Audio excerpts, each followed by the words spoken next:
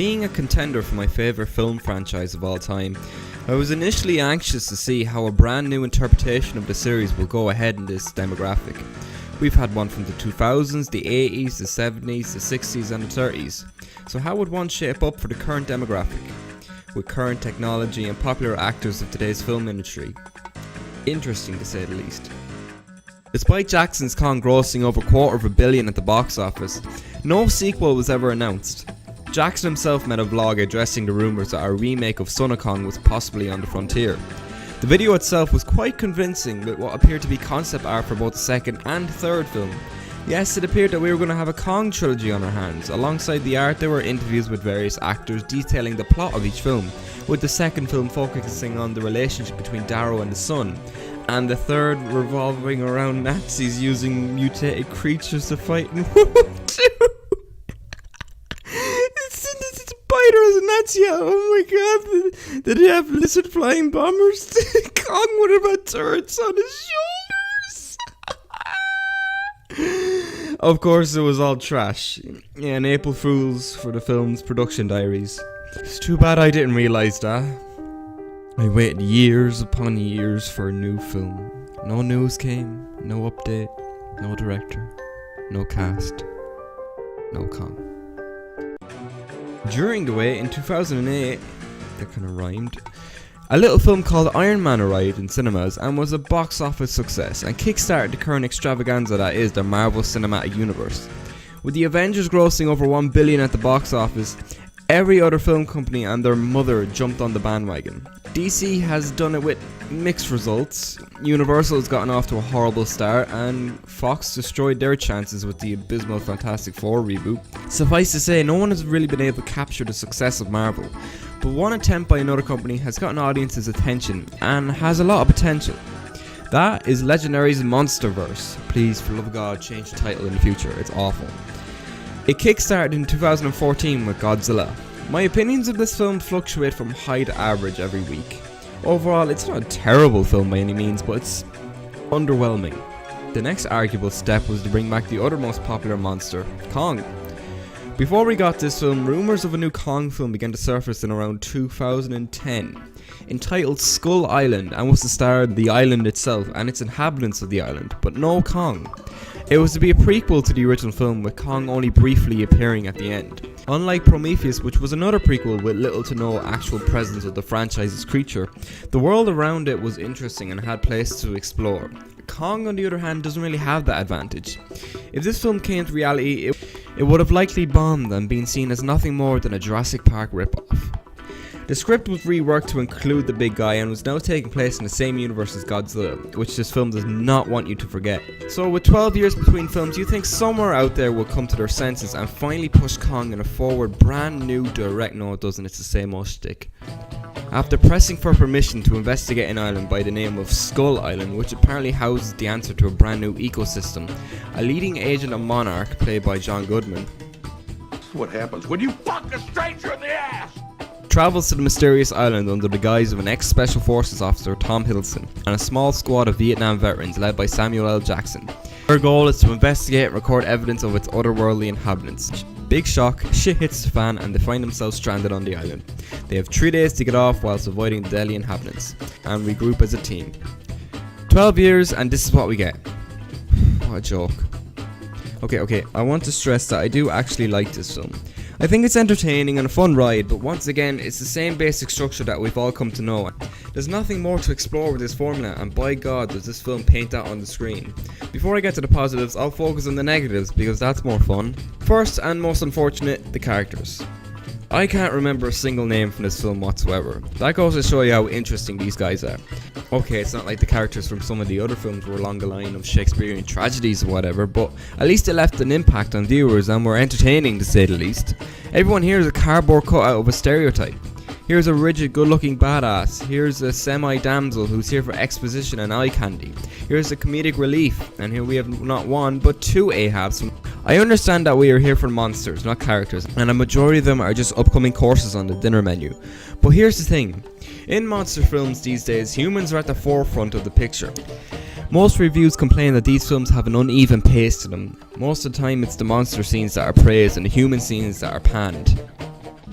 Audiences tend to clock out during these scenes, and they often make up a majority of the runtime. Another downside is the island itself. Despite being quite beautiful, props for the director and crew choosing to film on location instead of a studio stage, but by God is it dull. The island is empty, lifeless, bland, and overall not that memorable, and that's the key word here. Ding ding ding, we have a winner. Nothing in this film sticks out. Nothing leaves an everlasting impression upon. It's hard to find a person these days who doesn't know the iconic ending of the original film, or the awesome V-Rex fight. Here, the most people remember is probably the after credits scene, teasing more exciting things in the future. Some of the performances just don't sit right with me. I like Tom Hiddleston as an actor, but here I think he was miscast. He tries to pull off the cool, tough guy facade, being the leader of the group and pushing through thick and thin. Instead, he comes off as trying too much. He's like that kid in school who pretends to be someone he isn't to fit in with the big boys. Brie Larson, who is just fresh off an Oscar win, gives a very subdued performance. She mainly just stands there and looks in awe at the creatures and the island itself, whilst taking photographs that will most likely be part of the opening credits to Godzilla vs. Kong in 2020.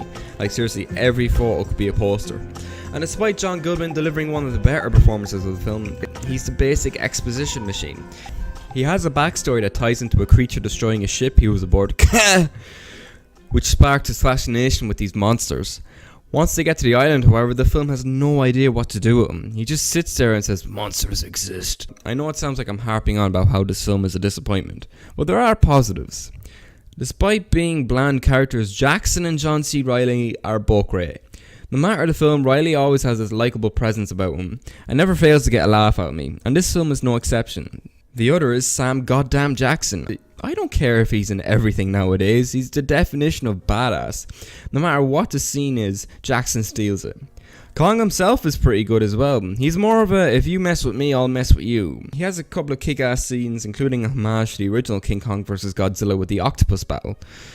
Kong is of course the largest of his American counterparts. Due to his upcoming encounter with Godzilla. This allows him to go up against much larger foes which unfortunately take the forefront of the film. Kong, like Godzilla, is once again pushed aside to make room for the Skull Crawlers. It's a very unique title. Despite being better and more unique than the Mutos, and as a matter of fact a version of these creatures did appear in the original, they still take the reins from the title monster. Kong doesn't really become relevant to the last third. We just hang around with humans, walking and talking. Despite the island being bland, the inhabitants themselves are pretty cool. I like the way the creatures are genuinely part of the island, making the island itself feel like a threat. The action scenes, especially the finale, are entertaining and well directed, despite there being no epic fatality to finish off the main creature. Scenes like this are sprinkled throughout the picture, such as the flammable gas field and the opening helicopter attack. These make you feel like you're there and up close to Kong instead of a basic 180-degree shot. Overall, I have mixed opinions. I like it, but I don't love it. I do enjoy it more than Godzilla, but I do see where a lot of the negatives come true. Many argue that the film is a homage to the classic 1970s monster films. I do agree with that statement. I mean, this film does take more from the 76 Kong than the 33 Kong.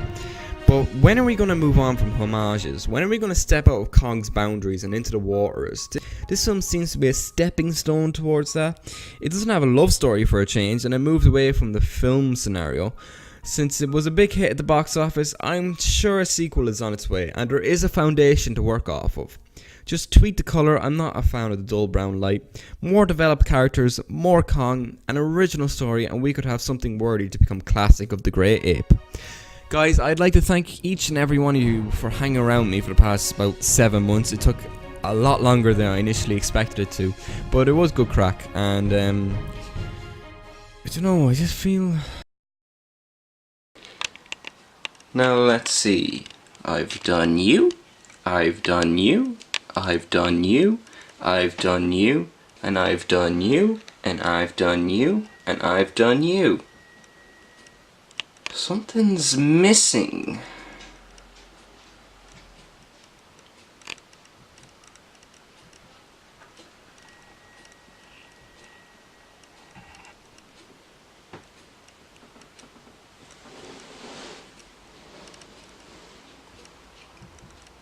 Of course. Where the fuck is that apostrophe thing? Actually, wait, where is that fucking thing? Oh.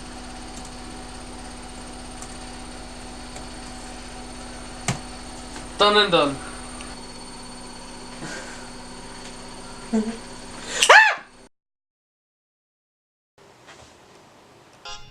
Uh-oh. How's Rob gonna get out of this one? Tune in next time on Sucks Films to witness the Let's Play of Peter Jackson's King Kong, the official game of the movie.